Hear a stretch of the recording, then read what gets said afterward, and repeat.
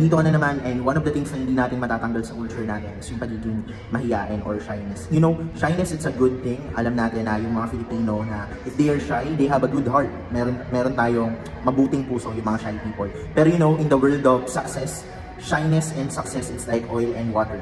You cannot mix it, you cannot combine it. Pwede kang maging successful but humble at the same time. Pero alam mo yun, paano mo makikita yung sarili mo ng successful and you're shy, right? And mahiyain ka, right?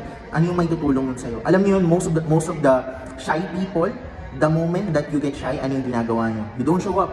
If merong problems and merong challenges, ano yung ginagawa nyo? Hindi nyo kinakaharap yung problems, hindi nyo kinakaharap yung challenges.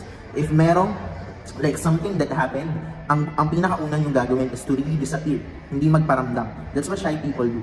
But in the world of success, if gusto natin maging successful people, or kung gusto natin maging successful as a person, kailangan natin i-move yung shyness aside. Alam niyo yun, kapag nakita nyo, kapag tayong mga Pilipino, kapag meron tayong nakitang successful people, or kapag meron tayong nakitang foreigner, and pag meron tayong nakitang nag-English, ang iniisip agad natin, they're better than us, mas magaling sila sa atin, mas magaling sila mag-English, nagno-nosebleed tayo kapag kinakausap natin sila.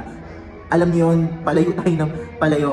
Ewan ko, I don't know, but alam niyo yun, the world is fucked up. Not all of the foreigners or not all of the people na galing sa ibang bansa, alam niyo na they're successful people. No, they're not.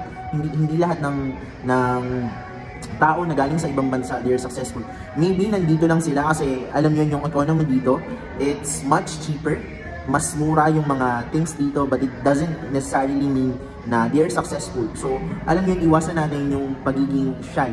Kailangan natin kaharapin yung mga problems or challenges na darating along the way. Hindi dapat tayo mahiya, hindi dapat tayo matakot, or hindi dapat tayo maglaho ng parang bula if meron tayong nagawang mali. Kasi the moment na meron tayong nagawang mali, yung shy people, yung mga Filipino na they are shy, ang ginagawa nila is to really disappear.